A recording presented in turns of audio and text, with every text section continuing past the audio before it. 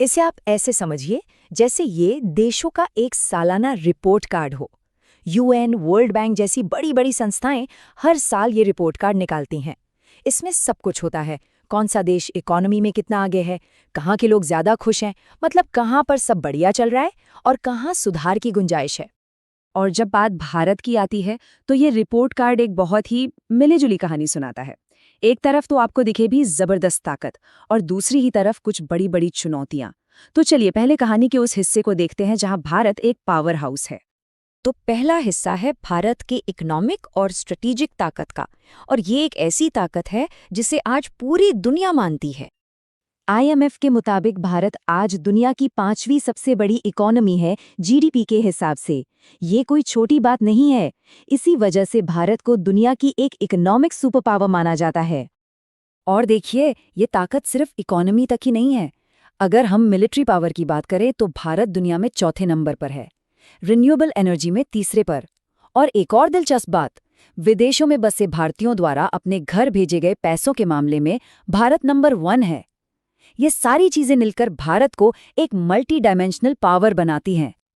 तो इन सब नंबर्स का मतलब क्या निकलता है?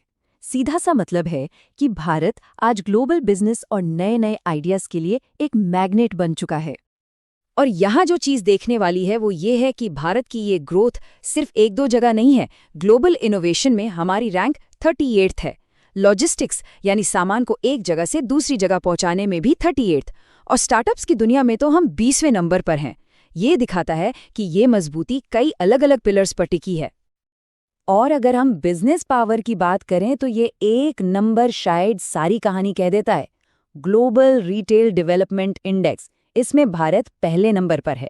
इसका सीधा सा मतलब है कि दुनिया भर की बड़ी बड़ी रिटेल कंपनियों के लिए आज भारत से ज्यादा अट्रैक्टिव मार्केट कोई और नहीं है। लेकिन जैसा हमने कहा था, ये कहानी का सिर्फ एक साइड है। अब सिक्के का दूसरा पहलू देखने का टाइम है, जो एक बहुत ही अलग और ज्यादा कॉम्प्लेक्स पिक्चर दिखाता है।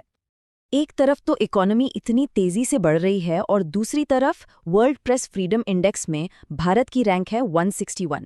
ये एक बहुत बड़ा कॉन्ट्रास्ट है ना? और सच कहें तो यही भारत की डेवलपमेंट पजल का सबसे बड़ा हिस्सा है। सबसे बड़ा सवाल यही है कि इस इकोनॉमिक ग्रोथ का फायदा आम लोगों तक उनकी बेहतरी के लिए कैसे पहुंचे। और ये सिर्फ प्रेस फ्रीडम की बात नहीं है। अगर हम ग्लोबल हंगर इंडेक्स को देखें या फिर world happiness report, peace index, gender gap, इन सभी ज़रूरी पैमानों पर रैंकिंग्स ये बताती हैं कि अभी रास्ता काफ़ी लंबा है। यहाँ तक कि द इकोनॉमिस्ट की इंटेलिजेंस यूनिट भारत की डेमोक्रेसी को फ्लॉड डेमोक्रेसी की कैटेगरी में रखती है। मतलब चुनाव तो रेगुलर होते हैं, लेकिन पॉलिटिकल कल्चर और सिविल लिबर्टीज यानी नागरिकों की आज़ादी के मामले में कुछ बड़ी चुनौतियां हैं। और ये कॉन्ट्रास्ट की कहानी यहीं ख़त्म नहीं होती। जब हम एनवायरनमेंट की तरफ देखते हैं तो ये पहेली और भी ज़्यादा उलझ जाती है। यहाँ एक बहुत ही कमाल का पैराडॉक्स है। एक तरफ क्लाइमेट चेंज से लड़ने के मामले में भारत दुनिया के टॉप देशों में है, रैंक 7, हाई परफॉर्मर।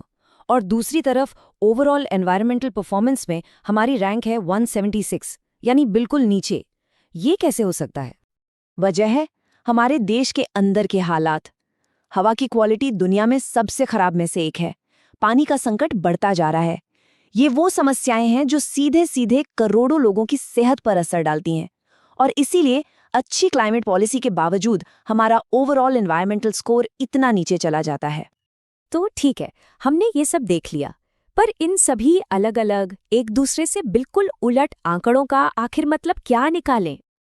देखिए, ये कहानी ना कामयाबी या नाकामयाबी की नहीं है। ये कहानी है दो भारत की, जो एक ही वक्त में एक साथ एग्जिस्ट करते हैं। एक भारत है जो इकोनॉमिक जायंट है, टेक्नोलॉजी, बिजनेस, इकोनॉमी में दुनिया के टॉप देशों को टक्कर दे रहा है। और दूसरा भारत वो है जो अभी भी ह्यूमन डेवलपमेंट, आज़ादी और एनवायरनमेंट जैसी बुनियादी चुनौतियों से लड़ रहा है। और यही भारत की कहानी का सबसे बड़ा